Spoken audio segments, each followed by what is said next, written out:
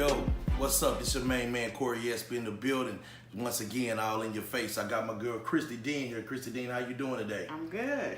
Man, we have been talking about this moment, getting you here to kind of talk about your life. Yes. You as an actress, a playwright, a fan. Yes. You know, recently you have taken a lot of criticism about some things you've said on social media. Right. And today we just kind of want to go through the efforts of trying to get people to understand who it is Christy Dean is, why Christy Dean feels the way she feels, and why she's so passionate about plays and watching plays, being a part of plays, and supporting her people. Because I think that's one of the biggest things that people don't understand is you support your people. Yes. You go to plays year round around here trying to support your people.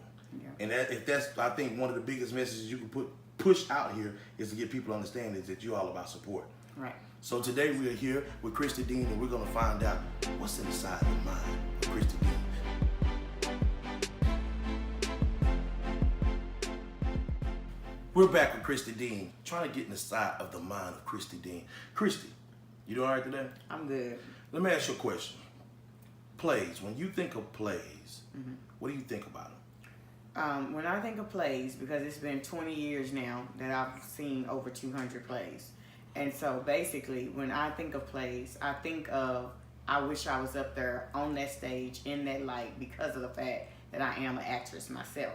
So whenever I go out and I see a play or I see a movie, it's the same thing. I'm always looking and seeing, okay, how is the acting gonna be? How is the set gonna look? How is the whole overall of the whole thing gonna happen and play out? And the reason why I say that is because I'm looking at it like, okay, this is something that, because normally when you see somebody on stage, it makes you miss stage if you haven't been on stage for a while. Because as an actress or actor, you always say, you know what, I need to get back out there. Like, it's an inspiration to be able to see plays. So when I think of plays, I think of inspiration. So a lot of us go to plays. But when you think Christy Dean, she gets on planes and travel to plays.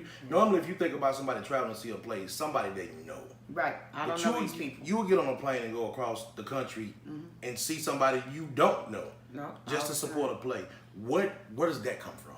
Well, first of all, I love to travel. So it's combining acting and traveling, and it's combining honing your craft. Because to me, when I see plays, I can always see what I would want to correct the next time I'm up on stage. Whether it's a mistake somebody made or whether it's because they did so great. It shows you, and you kind of can do your homework, if you will, of saying, you know what, next time I'm on stage, I'm going to make sure I don't do this. Or, ooh, I like that. Next time I'm on stage, I'm going to make sure I do this. So when I travel like that, because I went to New York to see Cinderella on Broadway with Keke Palmer, absolutely awesome. I had never seen a Broadway play in that form where they could switch her dress on stage and all the things they were doing. It was magical, literally. And then after that, I wound up going to Detroit, Michigan, and I saw a play, Married but Single. So that had Lisa Ray in it, Megan Good's sister, of course, Carl Payne. It was just awesome. So to travel like that and see a play, because normally the ones that I saw here in Dallas when I wasn't acting and I was just in my early 20s, still a teenager, probably 18, I would go and just see the ones at the Black Academy Arts and Letters. I wasn't traveling yet.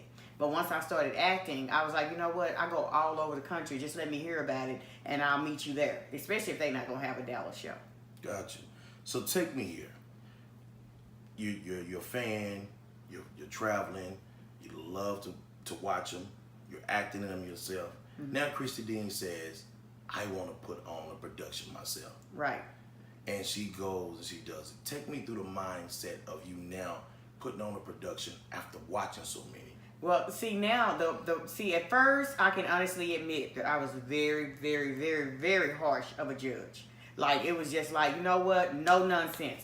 And I'm going to judge you on, you dropped the mic, judge, you know, you did this, judge. And so then when I put on my own play, and all the controversy started coming at me, and it was just like, you know what? And then people would even say to me, what are you doing? You cannot be negative about other people's stuff and then expect them to come back and come and support you. And it wasn't even being negative. It was just pointing out what I didn't like about a play. So putting on my own play got me to the point now where I'm sensitive because I see now the hard work behind the scenes and how much it takes blood, sweat, and tears to do a play. So it made me more sensitive to, you can't just go out here and give your opinion in the way that I did. Be so harsh because you don't see how many people you hurting. You hurting the actors, you hurting the writer, you hurting the producer. And because I'm Christy Dean, it makes them feel like, okay, so whatever you say carry weight. Right. So hearing that, did you feel in the beginning that, you know, I'm writing stuff, I'm writing critiques on how I feel about shows that I'm watching. Did you ever think that there was validity that people would take it to an extent to say, yo, why you saying it? Or it's having an effect on a lot of different people? No, that's what the shocker is. Because I'm 4'11". I told you this on the phone the other day. I'm like a little chihuahua. I bark, but I'm not going to bite. If you ever seen that little dog, everybody wants to kick that dog because he always barking like he going to bite. But I don't bite, and I don't mean any harm by it. So when you ask me the question, it's like, okay, so now I see putting on my own play that I'm like, man, the work in this, and then the way people are doing this is like, okay, this takes a lot. And for me to come out here and just annihilate them in the way that they think they're being annihilated, it's not nice anymore to do that because of the fact I don't want to do another play. It takes that much work. I want to continue to see plays. I want to continue to support. I could even continue to critique, but it would have to be in a different manner now that I put on my own play. It could not be harsh, and it could not be just straightforward like that in any way ever again. Great. We're going to go back to a small break after this. We're going to come back and get back into the mind of Christy Dean and find out more about what she feels about plays, why it is, and why she takes so much criticism. We'll be right back after this. We're back again with your main man, Cory Espie, sitting with the great Miss Christy Dean in here, and we're just getting inside the mind of Christy Dean. Christy, before we left on this last break, we were just talking about, you know, how you were critiquing certain plays and stuff, and how you viewed things before you did your own plays, and now you're feeling like there is a difference in how you would address things. But let me ask you this. In what we do in this brother and sisterhood of acting, so many people are quick to say, I want honesty. And we know that, you know, if you talk about going into Hollywood and different things like that, there is this level of thick skin that you have to have. Right. Would you say that people ask for honesty, but it's not really what they want? It's just a cliche phrase that we use. Right. Being a critic all the years now that I've been seeing plays, I noticed that people want the truth only when you are praising them. When you're telling them how great they were, then they want the truth. But then if you go to them and say it wasn't so great and you could work on A, B, C, and D, you get a totally different reaction. It's a different response. Totally different reaction. So now when you tell people the truth about come on up a little bit higher, let's think outside of the box.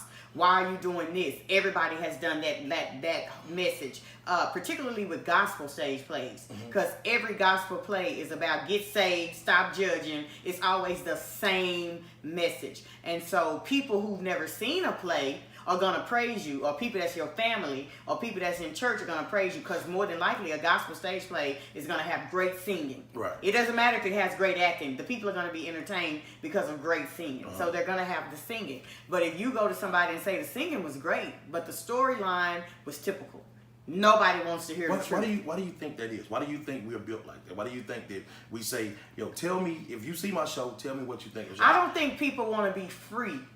Because the truth, it sets you free. Okay? So a lot of times I think people want to remain in bondage. And then the problem we have in this industry is a lot of people have crab mentality. So they want to bring other people down. And so when it's somebody like me who genuinely doesn't mean any harm, I go celebrate everybody, I go support everybody. So for somebody like me, if I say it, then it's like, oh, she's being negative.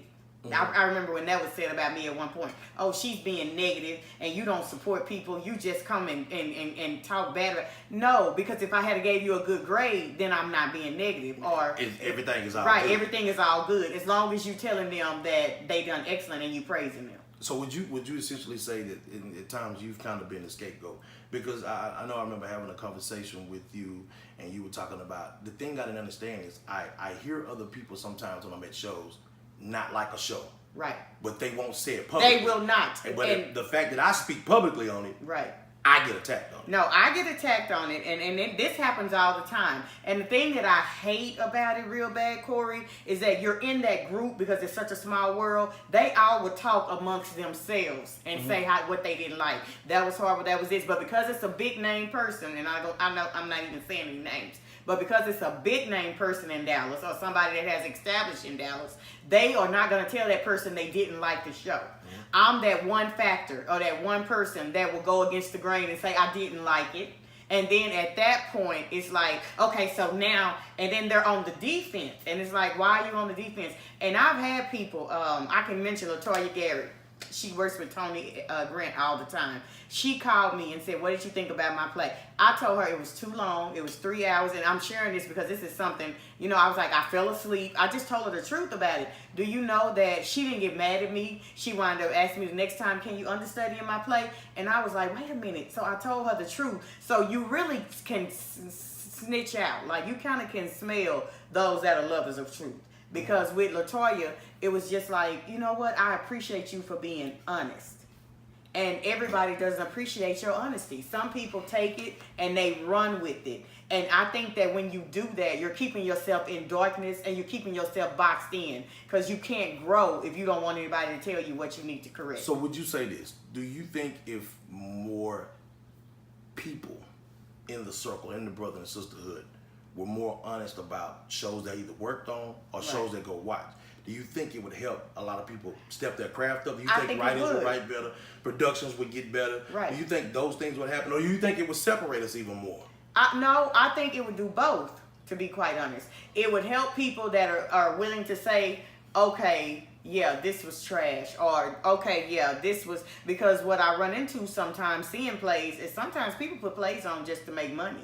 So at that point now, you put on a play just to make money. You really didn't care about me in the audience wanting a good show or a prosperous show or a quality show. All you cared about was, now that I got a name, I'm going to put on another play and we can make $25 a head and we good. See, now at that point, you no longer care about the craft of this. So that's something that I think if we were honest with people and they actually wanted to take the honesty, I feel like if all of us done it, they would change and be like, okay, you know what? I've got to do this because everybody's saying it. It's not just Christy Dean saying it. Got you. We're going to come back after another break and get back into the mind of Christy Dean and see what it is she really thinking in her head and her heart. No matter what, live your dream. Live your life to the fullest, no matter what people say. In this industry, it's a dog-eat-dog world. A lot of people are negative, and a lot of people are crabs in the barrel. But as long as you continue to believe God or whoever your source is, that you can do all things through Christ and everything is possible.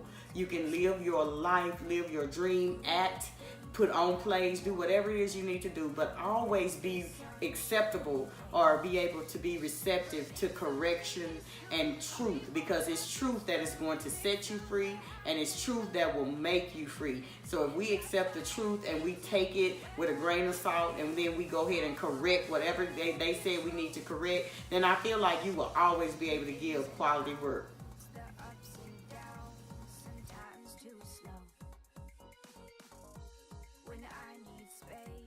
A small escape, a place to roam.